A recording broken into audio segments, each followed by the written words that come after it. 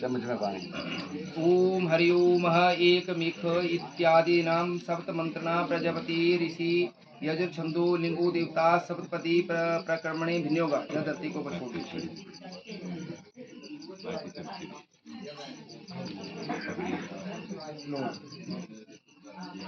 फिर संकल्प लीजिए। ओम हरि ओम इत्यादि मासाना मासोतमे अस्मिन् मासे शुक्ल पक्षे द्वितीयां सुपुण्यार्थो अभिषेक श्रमणा प्रासुर गोत्र श्रमणा हरि ओम प्रासुर गोत्र श्रमणा देश कालो संकीर्त्य प्रतिगृहताय दार सिद्धि शब्द अंचल पूजनम दरिशिहे। छोड़ दीजिए। अब जल का छींटा दीजिए निष्पारियों को। ये साथ में रखें। ओम ऐश्वर्गा सप्त अंचली व्यो नमः। टिक्का चावल फूल मीठा चढ़ाओ। यदा जल गंध अक्षत पुष्प धूप दीप नैवेद्य फल दक्षिणा च समर्पयामि। सप्त अंचली व्यो नमः। फिर हाथ जोड़ के प्रार्थना करिए। हाथ जोड़ के प्रार्थना करिए। ओम अन्न बल धन क्षेम पस ऋतु प्रेम रूप का सप्त चला प्रयच्छुंदु कल्याण गृह कर्मणि सप्त अंचला पूजिता स्थ क्षम घम नमस्कार नमस्कार मत्था टेक। अब पकड़ लो। ठीक है। इस सरता है ना, सरता ध्यान देना सोनी है। ठीक है। सब सरता है, ये नहीं है कोई है ना। बोले एक मिखे विष्णु सतवा नहीं तू कि हे प्रिय विष्णु मैं तुझे अन्न की स्मृति के लिए प्रथम पदाक्रम कराता हूँ। ठीक है।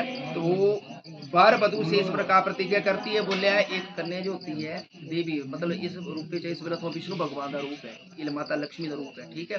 बोले पत्नी जो है पति के वाम अंग बैठती है। ठीक है। तो मतलब इस टाइम पे दाएं तरफ बैठी हुई है। ठीक है। तो क्या कारण है कि मैं दाएं तरफ बैठी हूँ और आप मतलब बाएं तरफ बैठे हैं। ठीक है। पत्नी का हक जो होता है पति के बाएं तरफ होता है। जब भी पूजन पाठ हवन करते हैं तो पत्नी जो है पति के बाएं तरफ बैठती है। इस समय जो है दाएं तरफ बैठी है। तो कन्या क्या कह रही है वर को कि मेरी कुछ शर्तें हैं। कितनी शर्तें हैं? 7 शर्तें। 7 शर्तें होगी। आप उनको मानेंगे तो मैं आपके बाएं तरफ बैठूंगी। ठीक है। तो शर्तें दसी हैं। 7 शर्तें। तो पहली शर्त इसके बोल रहे बोले धनम धान्यम च मिष्ठानम व्यंजनादि यद गृहे मद दीनम च कर्तव्यमान श्रृंखलाय में यद हिलबते द्रव्यमान तव्यम च तद गृहे कन्या सप्तपदे वाक्यम प्रथम चेदम ब्रवीत। बोले अर्थार्थ धन धान्य मधुर पदार्थ व्यंजन आदि जो वस्तुएं घर में विद्यमान हो वो सभी मेरे अधीन करने होंगे। बोले घर च धन धान्य मधुर पदार्थ व्यंजन खाने वाली चीजा धन दौलत। ठीक है। जो भी घर में विद्यमान हो वो सभी मेरे अधीन करने होंगे। और मेरा मान रखने के लिए जो कुछ भी आपको बाहर से धन आदि मिले वो सब घर में लाने होंगे। बोले नौकरी जाते था जेड़ा जो कमाना सभी करे लेना। ठीक है। शब्द पदी में यो मेरा प्रथम वाक्य है। आप मानते हैं इसको? ठीक है। पहले मानते हैं तो ये सवाल थोड़ी गए तक हमारी। ठीक है। तो द्वितीय पदाक्रमण बोले हे वर कहता है कि ये प्रिय विष्णु रूप में तुझे बल की वृद्धि के लिए द्वितीय पदाक्रम कराता हूँ। तो वधु इस प्रकार प्रतिज्ञा करती है अबला यशया स्वामी कर्तव्यम पालनम मम गृह कर्मणि सर्वाणी करेश्यम तबोधित कुटुंब प्रथ्यस्यामि सदा मैं भुजभाषणी दुखे धीरा सुखे हृष्टा द्वितीय च ब्रवीधरम सर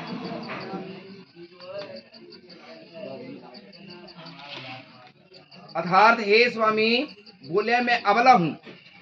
बोले हे स्वामी मैं अबला हूँ, मेरा पालन करना है तब मैं घर के सारे काम जो बलदायक करूंगी और जो आप कहेंगे वो मैं मानूंगी।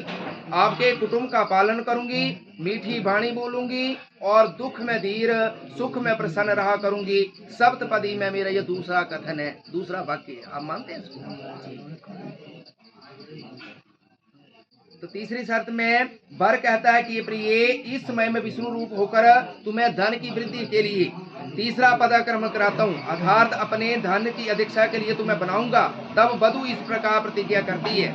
वधु कहती है हे स्वामी मैं सदा पति भक्ति में रत रहा किया करूंगी, आपके साथ ही हास्य विनोद आदि किया करूंगी, स्वप्न में भी किसी पुरुष का ध्यान नहीं करूंगी। मेरा तीसरा कथन बोलिया।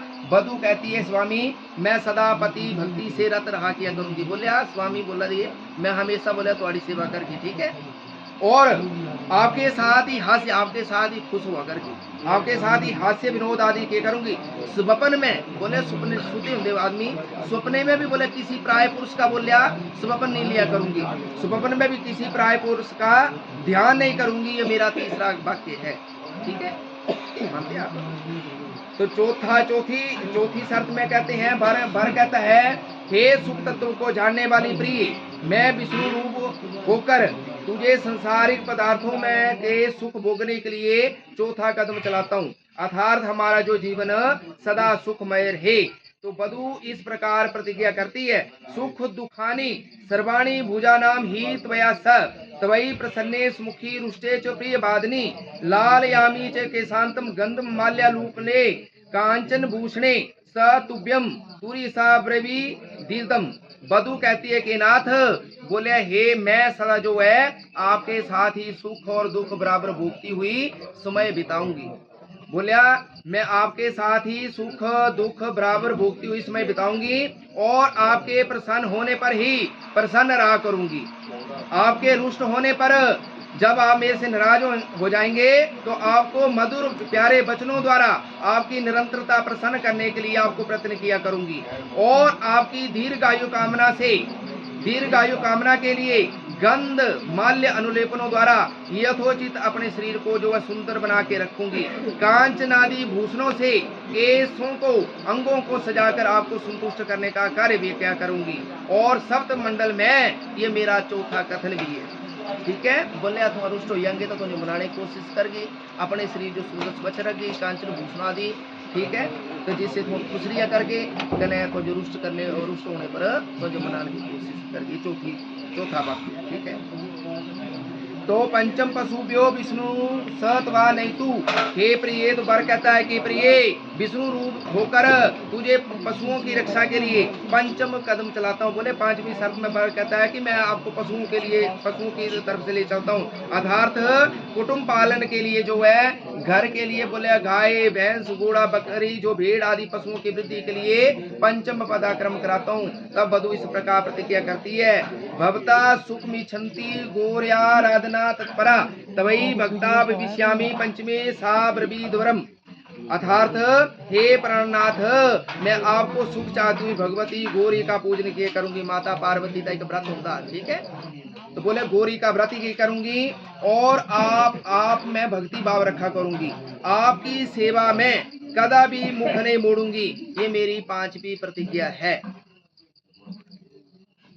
तो षष्ठम वाक्य में क्या कहता है, वर कहता है कि हे प्रिय विष्णु रूप होकर तुझे मैं 6 ऋतुओं में सुख भोगने के लिए, बोले साले 6 ऋतु होनी है, ठंड गर्मी, ठीक है, थोड़ी नॉर्मल ठंड होती, गर्मी ज्यादा होती, तो 6 ऋतुओं की तरफ ले चलता हूँ। वर कहता है कि हे प्रिय विष्णु रूप में तुझे 6 ऋतुओं में सुख भोगने के लिए, अर्थात हेमंत में ऋतु स्त्री सुख, शीशर में अग्नि सुख, बसंत में भ्रमण सुख, ग्रीष्म में जल सुख, वर्षा में गृह सुख और शरद ऋतु में गो दुग्ध आदि सुख प्राप्त करने के लिए छठा पदाक्रमण कराता हूँ। तो वधु इस प्रकार प्रतिज्ञा करती है, सर्वे बंधु जना स्वामिन भवतु दास्तम गता जल पात्रे कंकणाभ्याम तथा हम प्रेम पूर्वकम त्वया कदापि नो वाच्यम किम दत्तम तब बंधुवी अवश्यम समासात कलिवे जायते नृणाम तथा दुर्वाक च नो दार्या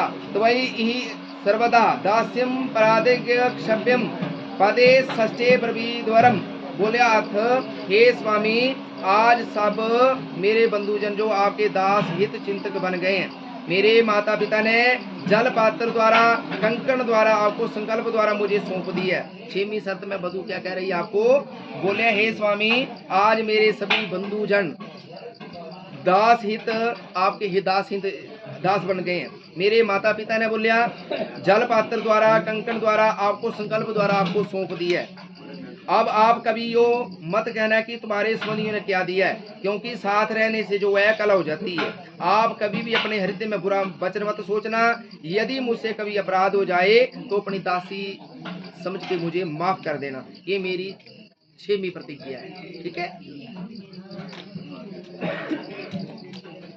तो तो सप्तम पदाक्रमण हे सखे सप्त पदा भव समान मनु बत व्रता भव विष्णु सतवा नेतु। वर कहता है हे प्रिय, मेरी आज्ञा में होकर पति व्रतादि धर्मशील से तुम 7 लोकों में प्रख्यात, जैसे अरुंधति जानकी आदि देवियां पति व्रतादि धर्म से आज तक 7 लोकों में प्रसिद्ध है, जिनका नाम जो बड़े गौरव से लिया जाता है। अतः पतिव्रतादि धर्म के लिए विष्णु रूप होकर मैं तुझे सप्तम पदाक्रमण कराता हूँ। तो वधू इस प्रकार प्रतिज्ञा करती है।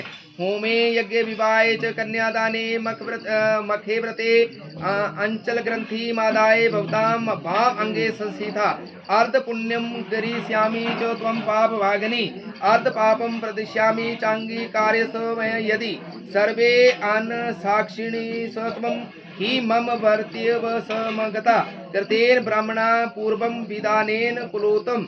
वधु कहती है कि हे कुलोतम, हवन जो है यज्ञ विवाह कन्यादान और व्रत में आपके साथ अंचल जोड़कर बाईं ओर बैठा करूंगी। वधु कहती है, कन्या क्या कह रही है आपको कि हे कुलोतम, हवन यज्ञ विवाह कन्यादान व्रत में आपके साथ अंचल जोड़कर मैं बाईं तरफ बैठा करूंगी। घर में बोले कभी भी आप हवन पूजन पाठ करेंगे, कोई भी कुछ धार्मिक कार्य शुरू करेंगे तो मैं आपकी बाईं तरफ बैठूंगी, ठीक है।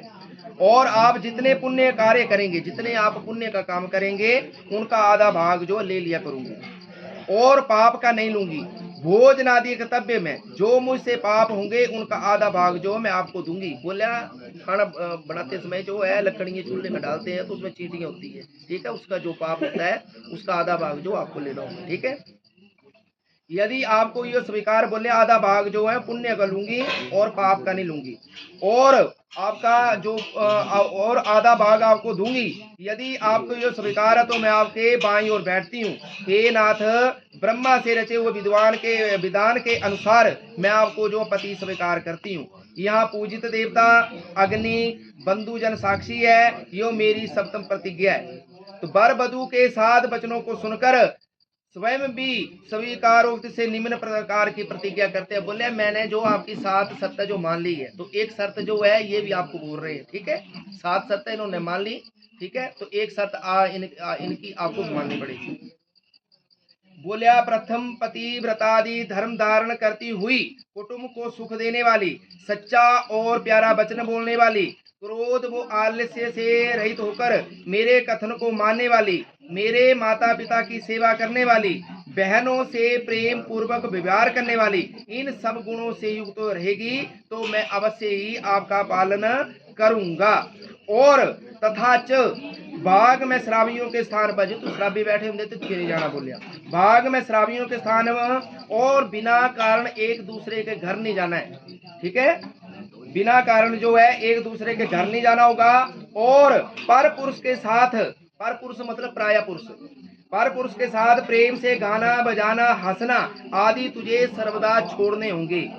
और मेरे घर के भीतर रहेगी, सुख में दुख में मेरे घर के अंदर सुख और दुख भोगेगी तो मैं अवश्य आपका पालन करूंगा, मैं अवश्य तुम्हारा पालन करूंगा, यही मेरी शर्त है। आप तुम स्वीकार है, ठीक है। ये 7 शर्त मानने के बाद एक शर्त आपकी भी मान ली तो आप सब साथ